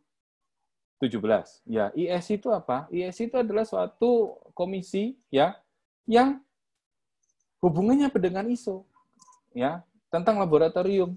Hubungannya apa? Ya, karena semua alat laboratorium ya, terutama yang elektronik itu ada hubungannya di sana. Timbangan kan elektronik. Ya, ada hubungannya ya di situ. Nanti hubungan dengan kalibrasi dan segala macam. Nah, seperti itu. Makanya ada ISO IEC 17025 2017. Gitu ya. Nanti kalau sudah diadopsi menjadi standar nasional Indonesia dengan cara apa? Negara Indonesia membeli ISO 17025-nya nanti menjadi menjadi SNI ISO IEC 17025 versi sekian. Nah, seperti itu ya. Oke. Nah, ini kebijakan kan adalah ya telah diterbitkan ISO 17025/2017 menggantikan 17025/2005. Ya, kebijakannya apa? Hingga tahun 2020 tanggal 29 November semua laboratorium yang 1.400 tadi itu harus berubah mengacu pada 17025/2017. Ya, ini Indonesia ya. Terus kemudian nah ini ada 17025/2008, ada 17025/2005. Iya kan? Ini adalah adopsi dari 17025/2005. Jadi nambahin kata SNI saja, itu nanti di belakangnya juga akan dirubah. Ya, seperti itu. Oke. Nah, ini ininya apa namanya? Surat-suratnya segala macam. Prinsip-prinsipnya ada di sini.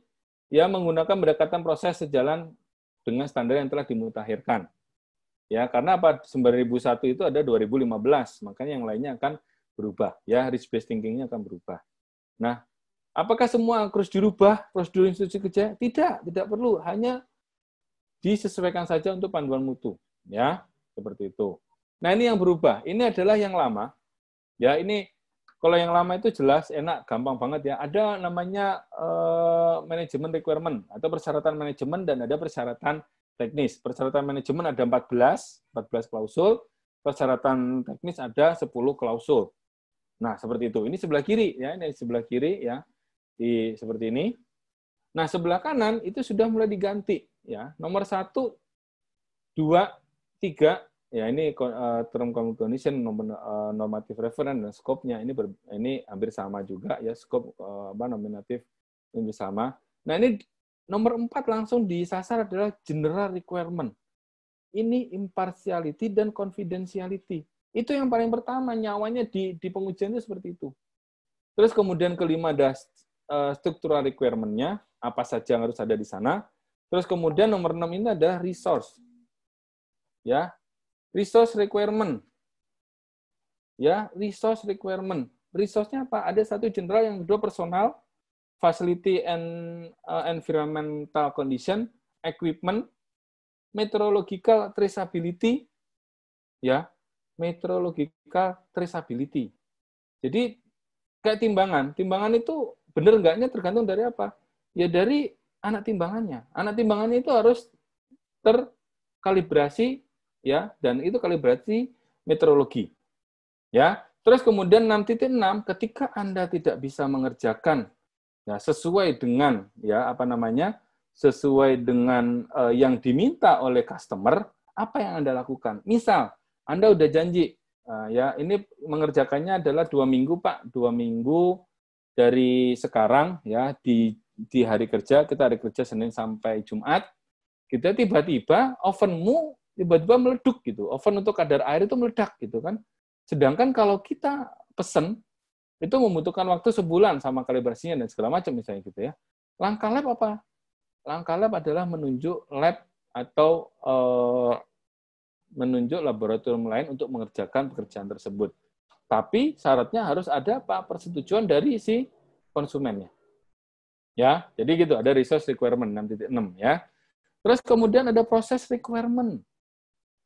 Proses ini menunjukkan dari mana, dari data mulai awal masuk, dari mulai sampel masuk sampai dengan hasil dikeluarkan. Ada review request, tender and contract. Ya, jadi kita lakukan kaji ulang permintaan tender dan kontrak. Nah, seperti itu, ya. Terus kemudian sebelum digunakan harus divalidasi dan diverifikasi metodenya. Metodenya apa saja, segala macam. Setelah udah selesai, baru kemudian di-sampling. Sampling itu lab boleh melakukan sampling atau tidak? Ya terserah labnya. Labnya kalau mau sampling, ya mangga. Artinya disiapkan persyaratan-persyaratannya, mau sampling itu apa aja yang disiapin, segala macam, itu harus direncanakan kalau sampling. Ya, seperti itu. Nah, setelah sampling itu artinya ngambil sampel. Misalnya di tempatnya Grace itu, di daerah mana Grace, tempatmu Grace? Bojong, Pak. Oh, Bojonggede. Iya, tah? Bojonggede. Iya, Pak. Oh, muka bagian Siapi-api. Tinggal di Bojonggede. Ah, salah nanya saya. Ya. Oke, tahu bagian Siapi-api nggak? Kalian? Itu adalah tempat pelelangan ikan terbesar di seluruh Indonesia toh, zaman dulu ya, zaman saya SD, SMP, SMA gitu ya, bagian Siapi-api. Nah, misalnya kita punya laboratorium di Bogor, terus kemudian kita ingin mengecek kadar mikroba, ya, TPC, ALT, E. coli, segala macam gitu ya, yang kalian rada-rada alergi gitu kan kalau belajar itu kan, sama kayak belajar AMKP atau kimia lebih alergi lagi ya daripada itu kan ya, gitu. Nah itu kita sampling ke sana, berarti kita datang ke bagian Siapi-api di Sumatera Utara. Terus kemudian ngambil sampel, jumlah sampelnya juga harus sesuai, segala macam. Nah, terus kemudian kita bawa ke Bogor dong.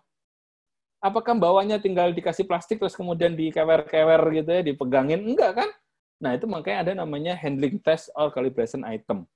Ya, gimana caranya agar supaya TPC, E. coli, dan segala macam tidak tumbuh? Berarti kita harus kasih yang namanya suhu dingin.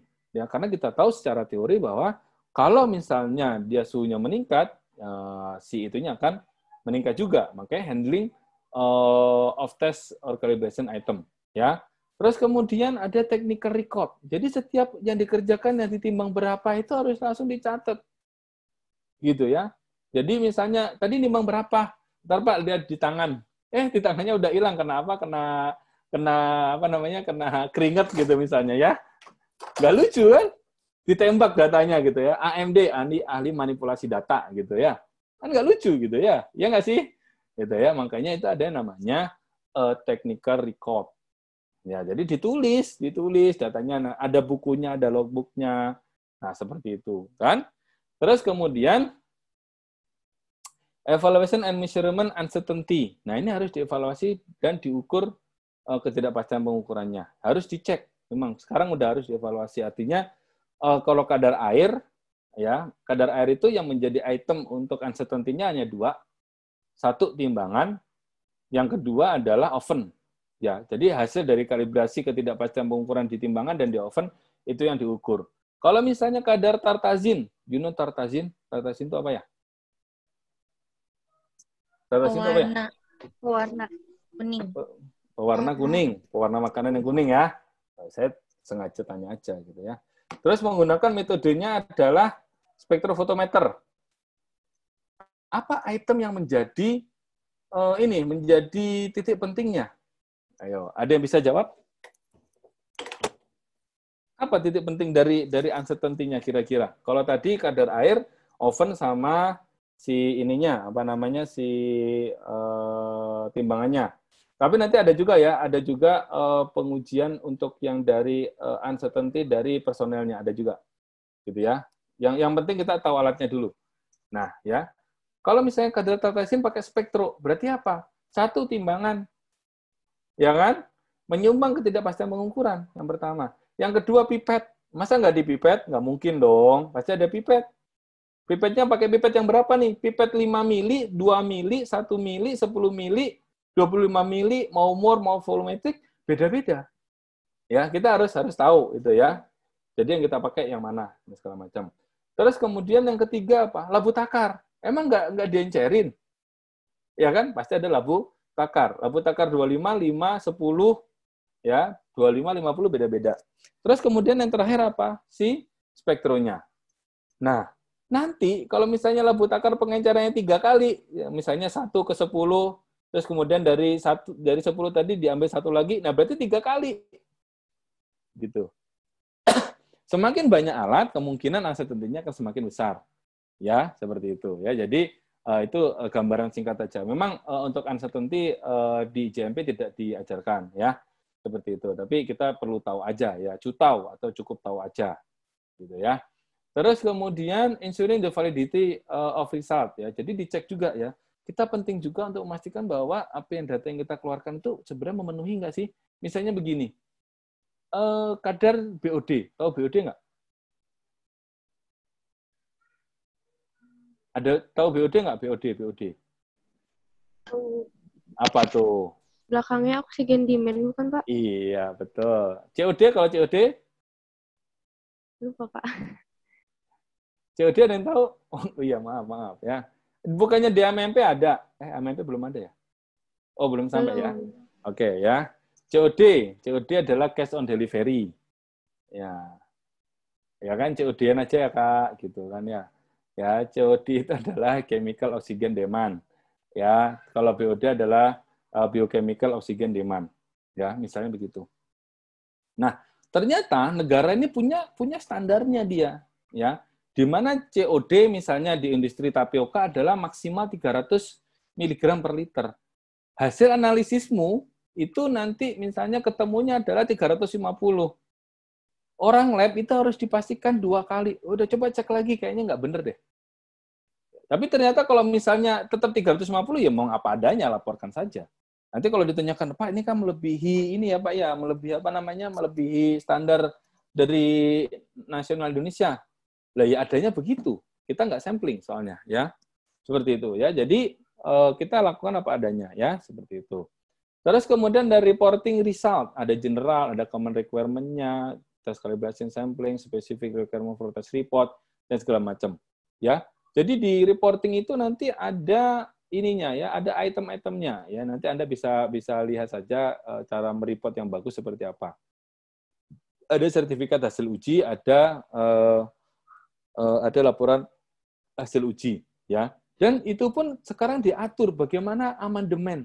Jadi kalau misalnya Anda sudah dapat data dari lab, terus kemudian Anda nggak percaya, Mas ini nggak mungkin datanya kayak gini nih, gitu. Wajar dong.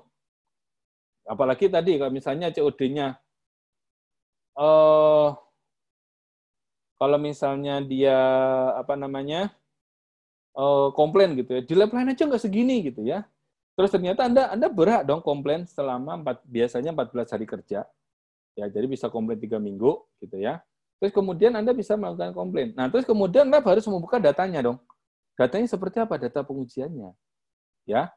Nah, dari data pengujian itu di-trace satu persatu. Makanya harus ada namanya traceability. Jadi kemampu telusuran. Nah, seperti itu ya. Jadi di-trace satu persatu, ternyata Anda salah nulis. Ya udah itu. Ya, itu nanti ada cara amandemennya, ya.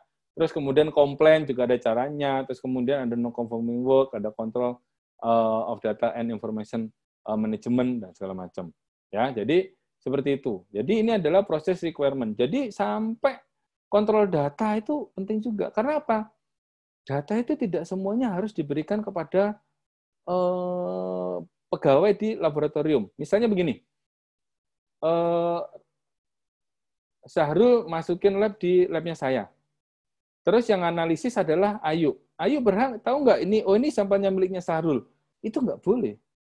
Karena nanti ada namanya impartiality dan confidentiality-nya tidak tercapai.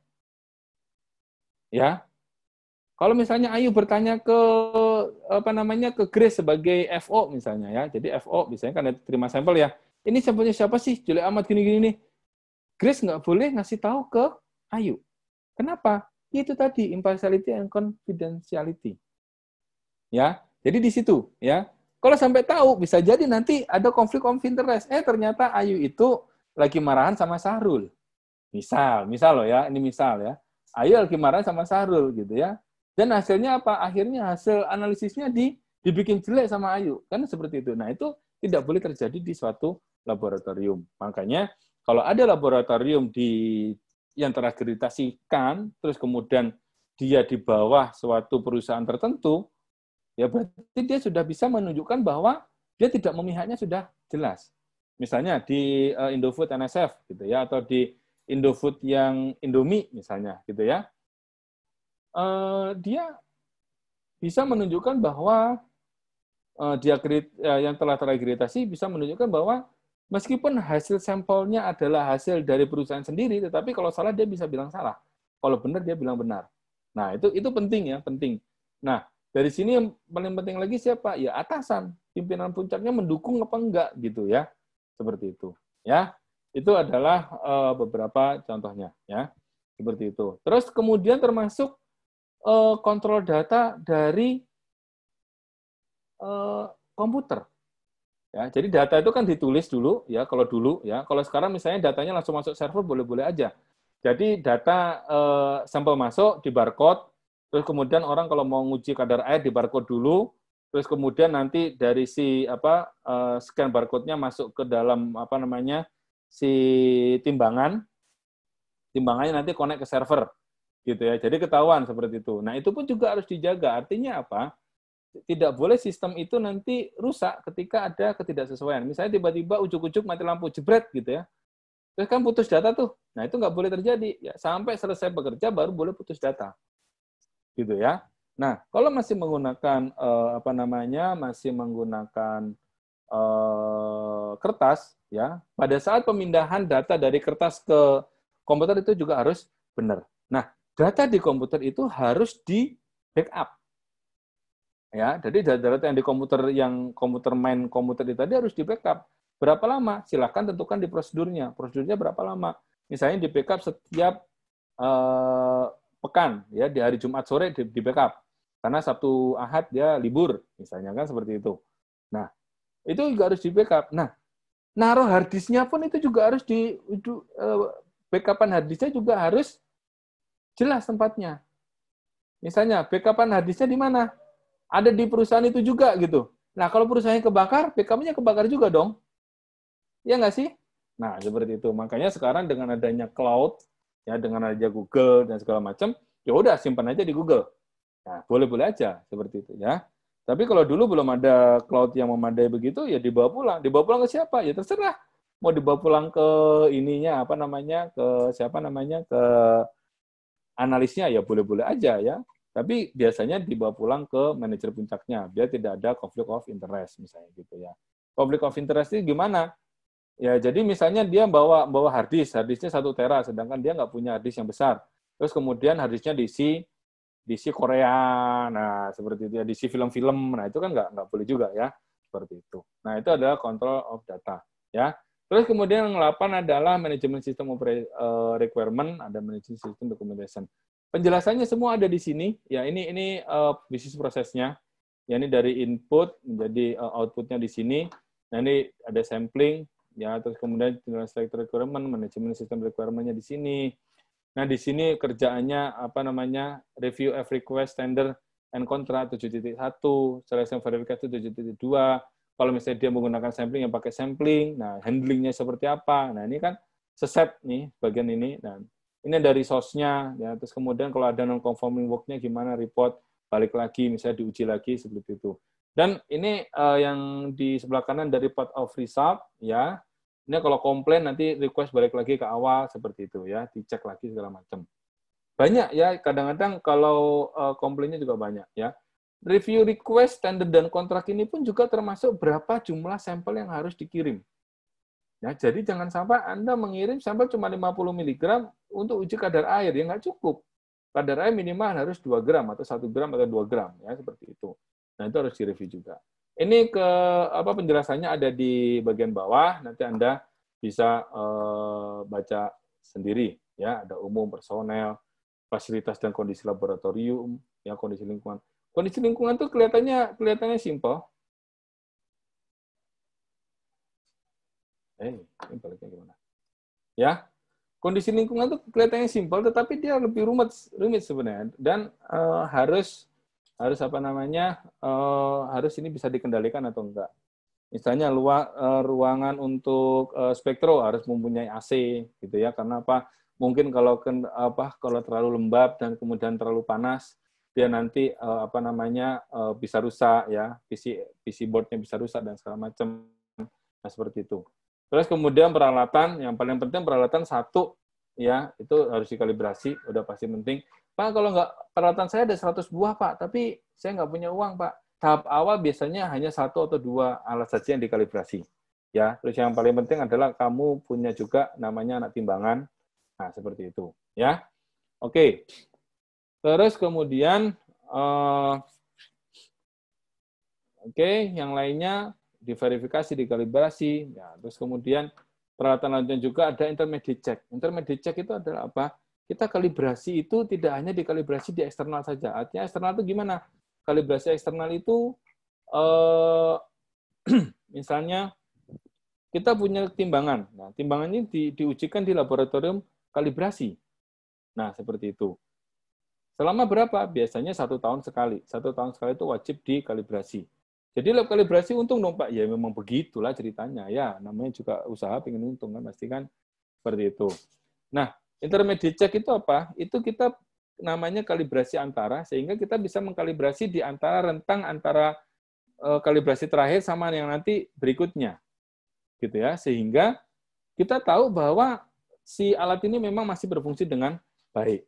Itu namanya intermediate check. Kalau nggak baik gimana? Ya segera lakukan tindakan perbaikan. Ya. Oke. Ya, terus kemudian ketelusuran metrologi, ya seperti misalnya berat, itu kan juga ada harus ada acuannya. Acuannya di mana? Ada di internasional. Terus kemudian masuk ke negara masuk ke badan meteorologi. Ya, badan meteorologi nanti baru diturunkan ke lembaga kalibrasi. Ya, lembaga kalibrasi nanti yang mengkalibrasi anak timbangan yang ada di laboratorium, yaitu ketelusuran meteorologi. Ya, terus kemudian produk dan jasa yang diberikan yang diberikan oleh pihak eksternal, ya, persyaratan sumber daya, ya. Jadi harus memastikan produk dan jasa yang memenuhi persyaratan apabila dimasukkan untuk dinyatakan sebagai bagian dari pekerjaan. Jadi misalnya gini, Anda menguji ada 10 item, ya, terus kemudian ada 2 item yang tidak bisa dikerjakan di laboratorium Anda. Maka Anda akan dilakukan di laboratorium yang lain. Dan itu harus di-state dari awal. Dan pelanggan harus terima kalau memang itu harus diuji di luar. Kalau misalnya pelanggan nggak terima, oh nggak usah mas, saya nguji sendiri aja, yang ini nggak bisa, ya nggak, silakan aja. Ya, kita harus menunjuk mana yang akan menjadi laboratorium rujukan. Pak, nanti yang ini akan diuji di sana ya, Bapak gimana? Bapak bisa ke sana sendiri sih sebenarnya. Enggak lah, saya nggak mau repot. Orang sekarang nggak mau repot kan, jangankan bapak-bapak, kalian aja nggak mau repot gitu kan ya. Jadi nanti ya udah kita akan ke sana. Pak, nanti waktunya sekian, biayanya sekian. Oke, tanda tangan, udah selesai. Ya, tetapi di pihak internal kita itu harus memastikan bahwa yang menjadi laboratorium rujukan itu juga dia punya kemampuan untuk itu. Gitu ya, seperti itu. Ya, oke. Terus kemudian kaji ulang tender dan kontrak, ya ini prosesnya, ya informasi pelanggan dan segala macam, bahkan mungkin jumlah sampel yang dikirimkan pun juga kita harus memastikan. Kenapa? Karena jumlah sampel itu akan menentukan apa? Menentukan banyaknya pengujian. Jadi kalau kadar air butuhnya 2 gram, tapi kita harus mengulang 3, berarti butuh minimal 6 gram. Terus kemudian ada analisis yang lain, sehingga nanti keluar muncul berapa? 1 kilo misalnya gitu ya sampelnya. Itu harus di awal sudah harus dijelaskan terlebih dahulu ya. Oke. Nah, pelanggan harus diberi informasi. Pokoknya intinya adalah komunikasi. Ya, apapun itu komunikasi. Komunikasi harus berjalan dengan lancar. Kalau misalnya tiba-tiba force major gitu ya, ya seperti kayak misalnya Aqua di Sukabumi kemarin, tiba-tiba banjir force major, ya udah langsung stop dulu sampai cleaning operation selesai, baru kemudian bisa produksi lagi. Lab juga begitu, kalau force major dan bisa ditangani cepat, ya langsung kerja lagi. Tapi kalau nggak bisa ditangani dengan cepat, ya berarti harus subkontrakkan. Dan itu ketika disubkontrakkan, orang atau customer-nya harus tahu. Pak, ini karena ada keadaan force major kemarin petir besar sekali menyambar beberapa alat kita nggak bisa kerjakan, dan ini akan kita subkontrakkan. Ininya apa? Konsekuensinya apa? Biasanya waktu pengujiannya akan lebih lama. Tapi kami akan mengusahakan agar secepat mungkin dikerjakan oleh lab rujukan kita, kan gitu ya, seperti itu. Nah itu juga perlu dikasih tahu ya. Ini ada pemilihan validasi dan verifikasi metode. Nanti akan saya terangkan di pertemuan ke-11 dan 12, gitu ya. Ini sama. Oke, masih ada lanjutannya. Ini panjang nih, memang harus satu sendiri. Nah ini sampling ya bisa tidak sampling ya. Jadi item ini bisa kita hilangkan, 7.3 ini kita bisa hilangkan agar supaya apa? Agar supaya kalau nggak sampling ya nggak usah sampling ya, karena akan ditanyakan samplingnya akan seperti apa ya gitu. Terus kemudian penanganan benda uji atau kalibrasi tadi ya harus ini. Terus kemudian rekaman teknis ya. Terus kemudian evaluasi ketidakpastian pengukuran ya, tadi sudah saya jelaskan sebagian. Menjamin keabsahan hasil, ini aja uji profisiensi. Jadi uji profisiensi, uji banding antar laboratorium, uji banding antar personel, beda laboratorium, atau bisa yang terakhir adalah uji banding antara personel dalam satu laboratorium. Ya, ini ada ketentuan-ketentuannya. Jadi yang diurus adalah si pokok-pokoknya aja dari si ISO ini, gitu ya. Perkara nanti metodenya seperti apa ya silahkan saja, ya seperti itu. Nah ini pelaporan hasil, ada identifikasinya macam-macam, ya ada judul, ada identifikasi jelas dan segala macam. Nanti kita tinggal buka satu laporan hasil uji, terus kemudian kita nanti bisa ini kan bisa analisis ya. Oh ini informasi pertanggal, ini satuannya apa dan segala macam di situ ya. Terus kemudian penanganan keluhan 7.9 dari 4.8 ya. Terus kemudian harus mengikuti harus ditindaklanjutin dan segala macam gitu ya. Nah, keluhan ini yang paling puncak nanti adalah ketika si customer itu melapor ke KAN. Nah, itu yang paling puncak. Ya, ketika dia sudah melapor ke KAN berarti laboratorium bisa jadi tidak responsif. Ya, tidak ditindaklanjutin oleh laboratorium. Bisa aja kan misalnya laboratorium dengan customer-nya berantem gitu ya. Terus kemudian yang paling puncak kemana? Ke KAN. Dan KAN bisa langsung melakukan yang namanya surveillance mendadak. Ya, surveillance mendadak sehingga dia nanti akan menetapkan status dari dari laboratorium itu seperti apa. Ya, gitu. Terus kemudian pekerjaan tidak sesuai ya. Jadi harus dipastikan yang dikerjakan itu sama dengan apa yang ditulis. Oke ya. Terus ini persyaratan sistem manajemen ya, harus mencakup dokumentasi sistem manajemen, pengendalian dokumen, harus ada yang mengendalikan dokumen. Terus kemudian rekamannya juga dikendalikan. Terus kemudian mengendalikan risiko dan peluangnya yang terjadi seperti apa gitu ya. Adakah rencana peningkatan, tindakan korektif, audit internal, kajian manajemen itu pilihannya ya. Jadi ada beberapa A dan B ya seperti itu. Mungkin itu saja untuk untuk responsi kali ini, gitu ya. Sebelumnya ada yang mau ditanyakan? Ada yang mau ditanyakan? Stop share. Dado? Nah, kalau nggak ada, ini kelompoknya ada berapa? 9, Pak. Ada 9 kelompok ya. Oke, ada 9 kelompok, berarti masing-masing kelompok nanti membuat video tentang klausul-klausul yang ada di ISO ini. Ya, video itu tentang klausul yang ada di video ini. Jadi nanti misalnya kelompoknya Tasya yang mengambil judul 4.1, 4.2 gitu ya, seperti itu. Ya. Oke. Nah, nanti silakan dipilih ya. Jadi ada beberapa yang memang banyak, yaitu harus satu saja. Misalnya 6.3 gitu ya. Atau 6.2. 6.2 itu tentang lingkungan, ya, kondisi dan lingkungan. Jadi intinya begini, kalau Anda membuat laboratorium, pertama yang dibutuhkan adalah personelnya. Yang kedua adalah ruangannya. Yang ketiga baru masuk peralatannya. Sama seperti Anda bikin rumah kan. Bikin rumah itu yang penting ada yang punya rumah dulu dong. Kalau nggak ada yang punya rumah, tiba-tiba ada rumahnya kan nggak lucu, gitu ya. Seperti itu. Nah itu semua pilih satu klausul saja masing-masing kelompok. Terus kemudian Anda buat video durasi mungkin 5-10 menit lah, terserah Anda. Ya, Anda di situ bercerita tentang poin-poin apa yang ada di isu 17025 ini, gitu ya. Seperti itu. Bentuknya gimana? Terserah kamu. Bentuknya mau podcast kayak mau apa, terserah kamu lah bentuknya ya. Itu kreatifnya kamu aja. Ya, mau di Zoom barengan, ya boleh terserah kamu aja. Ya, mau pakai kartun juga boleh terserah kamu aja. Yang jelas saya sudah cek semua di YouTube udah ada gitu ya, kayak gitu. Ya, jadi nanti kalau misalnya kamu buatnya terus nggak buat, terus kemudian kamu comot di YouTube ya ketahuan gitu aja lah. Ya, gitu. Oke ya. Ada yang mau ditanyakan? Nanti tugasnya begitu, silakan nanti berunding, kelompok ini ngambil apa, kelompok 1 ngambil apa, 2, 3, 4, 5, 6, 7, 8, 9 ngambil yang mana. Gitu ya. Agar supaya apa? Agar supaya Anda lebih memahami tentang isu 17025. Ingat, kalau 17025-nya oke, berarti nanti isu-isu yang lainnya juga akan bisa lebih gampang. Karena apa? Sistem manajemennya hampir sama. Ngebangun timnya juga bisa lebih enak, lebih gampang. Sistem manajemennya udah pada tahu juga. Gitu ya, seperti itu. Oke, ada yang mau ditanyakan?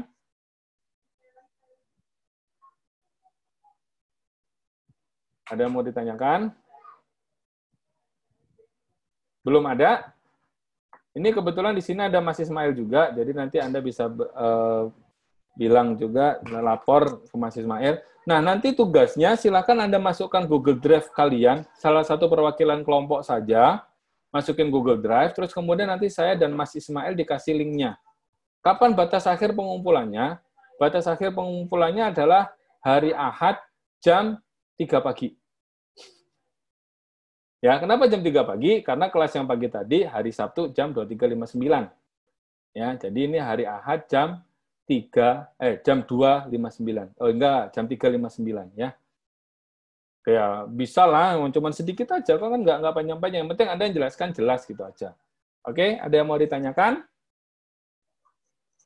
Ya, jangan lupa nanti saya dikasih hak akses. Ya, jangan sampai kamu udah ngirim link ke saya nggak dikasih hak akses, kan nggak lucu juga. Gitu ya, nggak bisa nilai, maksudnya saya nggak bisa nilai pekerjaan Anda seperti apa, gitu loh ya. Gitu. Oke, ada yang mau ditanyain atau ditanyakan? Nggak ada? Oh, ada. Oke.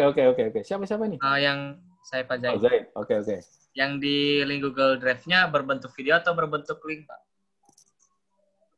Ya kan videonya harus diupload dulu dong di Google kamu. Ya enggak di Google kamu aja, Google Drive aja. Jangan di YouTube, di Google Drive-nya. Nanti Google Drive-nya di-linkkan ke saya sama ke Mas Ismail. Ya. Seperti itu, ya. Oke. Nah, biar saya bisa ngelihat kerjaan kamu aja gitu. Seperti itu.